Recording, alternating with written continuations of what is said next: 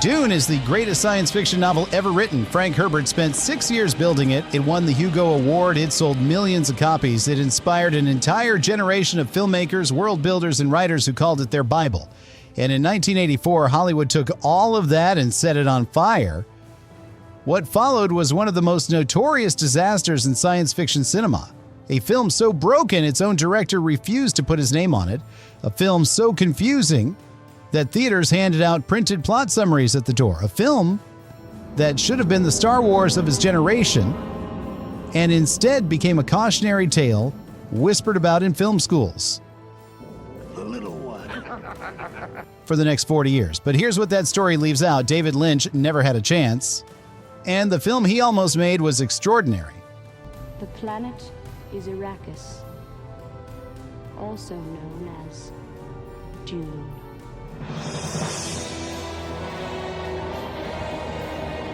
Before Lynch ever touched Dune, the property had already destroyed 2 other directors. In 1974, the visionary and genuinely unhinged filmmaker Alejandro Jodorowsky got hold of the rights and immediately began building something that defied description.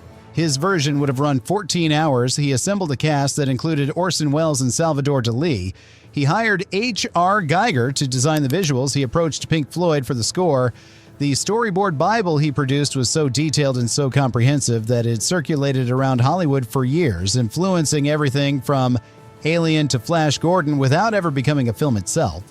The money ran out. Jodorowsky's Dune collapsed. Then Ridley Scott took a meeting. Fresh off Alien, Scott looked at the material and walked away. The source novel was too vast, too dense, too structurally complex. He moved on to Blade Runner instead. By the time the rights landed with Italian producer Dino De Laurentiis in 1978, Dune had already defeated everyone who came near it. It was a cursed property. Everybody in Hollywood knew it. De Laurentiis didn't care. He wanted his Star Wars. The wrong deal. From day one, David Lynch was riding the highest wave of his career when De Laurentiis came calling. The Elephant Man had been released in 1980 to enormous critical acclaim, 8 Academy Award nominations. Lynch was the most exciting director in Hollywood, a genuine visionary with a singular eye and an instinct for darkness that nobody else in the business could replicate. George Lucas had already approached him about directing Return of the Jedi. Lynch turned it down. He said sitting through Lucas's pitch gave him a headache. Dune felt different. The novel was dense and strange and full of the kind of imagery that Lynch's brain naturally produced. He saw possibilities everywhere. He spent a week at Frank Herbert's home working through 7 successive screenplay drafts, all of which were reported as genuinely impressive, but there was a problem. A serious one, and Lynch knew it going in. De Laurentiis wouldn't give him final cut. Lynch signed the contract anyway. He said later this was the central mistake of his professional life. I knew already one should have final cut before signing on to do a film, he told interviewers repeatedly in the years that followed. But for some reason, I thought everything would be okay. Everything was not okay. De Laurentiis made it worse.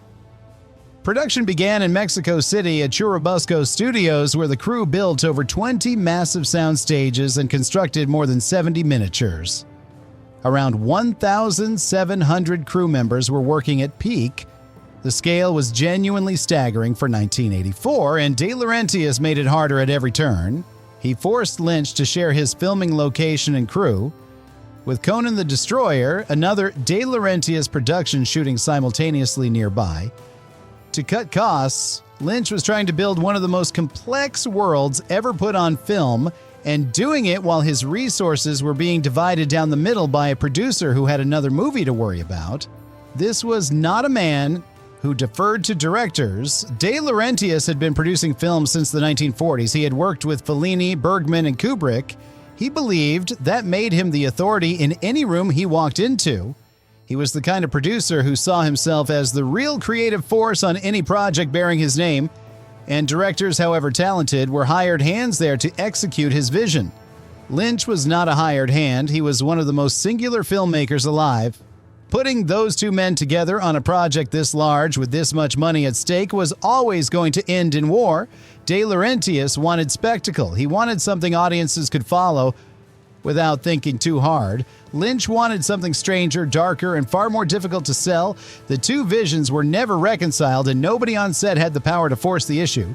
De Laurentiis held all the cards, and he knew it. What got left on the floor? Then came the runtime, and this is where the film died. Lynch's vision ran somewhere between 3 and 4 hours. That was the only honest length for the material. If the only way to give Frank Herbert's world the room it needed, De Laurentiis told him to get it under 2 hours and 15 minutes. What that order meant in practice was devastation. Entire character arcs disappeared.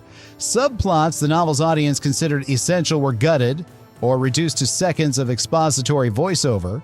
The political maneuvering, the religious mythology, the ecological philosophy that gives Dune its real weight, all of it compressed until it barely made sense. And then, to paper over the gaps, Lynch was pushed toward whispered internal monologue, running almost constantly, characters narrating their own thoughts over scenes that should have been allowed to breathe. The result was a film that satisfied nobody.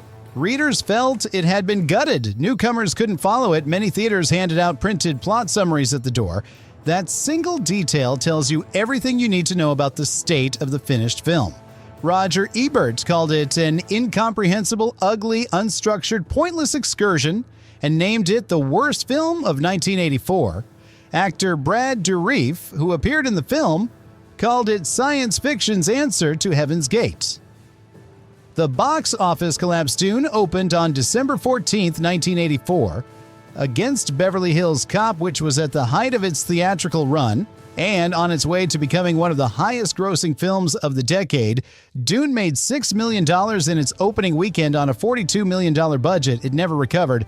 Total domestic gross, $30 million. A film De Laurentiis had genuinely believed would be his Star Wars had cratered completely and publicly. Lynch's response was fury and grief in equal measure.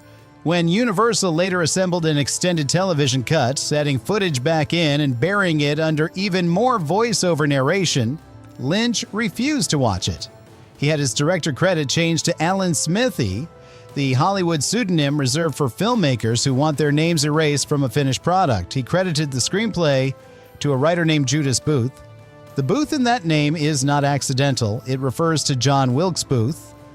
Lynch felt he had been assassinated. He told Hollywood Reporter years later, "It was a heartache for me. It was a failure and I didn't have final cuts. It's not the film I wanted to make. I like certain parts of it very much, but it was a total failure for me." He never made a big-budget studio film again. The film itself has real merit, and yet, pull away from the wreckage and look at what actually exists in that theatrical cut, the broken, compromised, studio-mangled version, and you find something worth defending. The production design is extraordinary, even compressed and constrained. Lynch's visual imagination produces images that stay with you permanently.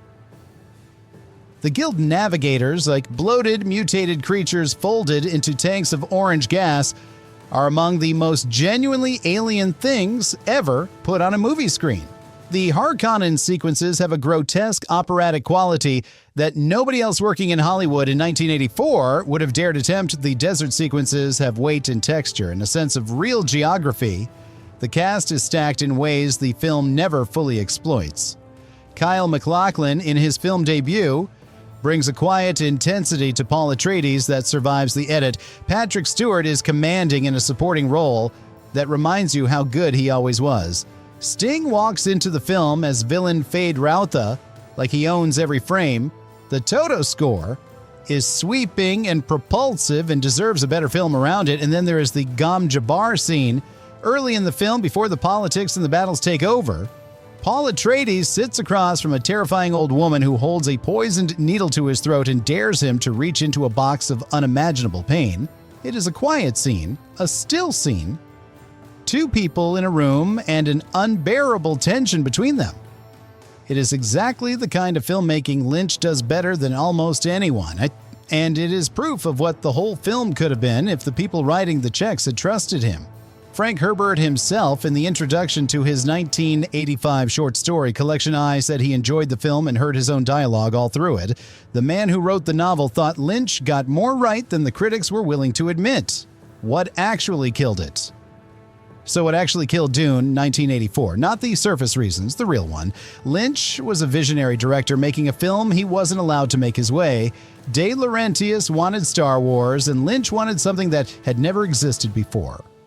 The studio carved the soul out of a 3-hour film and released the skeleton. What audiences saw wasn't really David Lynch's Dune, it wasn't anyone's Dune.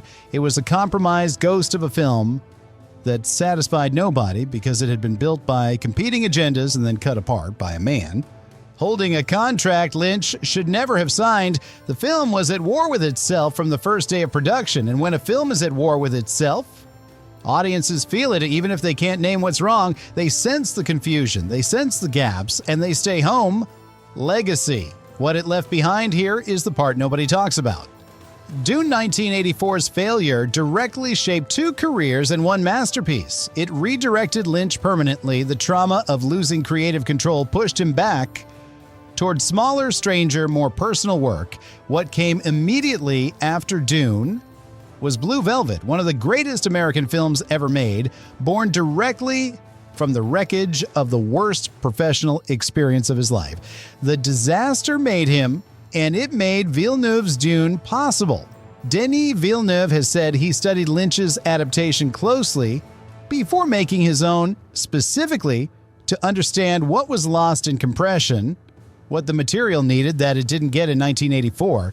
Villeneuve split the story across 2 films. He gave the world room. He trusted the audience to keep up. Every smart decision Villeneuve made was informed by watching Lynch's version fail. Lynch's Dune is the reason the great Dune adaptation exists. Dune 1984 didn't fail because David Lynch wasn't good enough for it.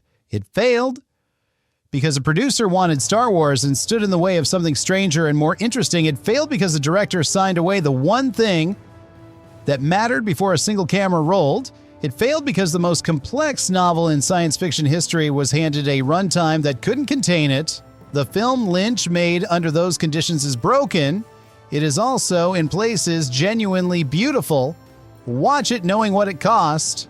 Watch it knowing what was taken from it. Watch it knowing the version that lives only in Lynch's head, and then you will find something even its director admitted he loved. He just never got to finish it. And that is exactly why Dune 1984 failed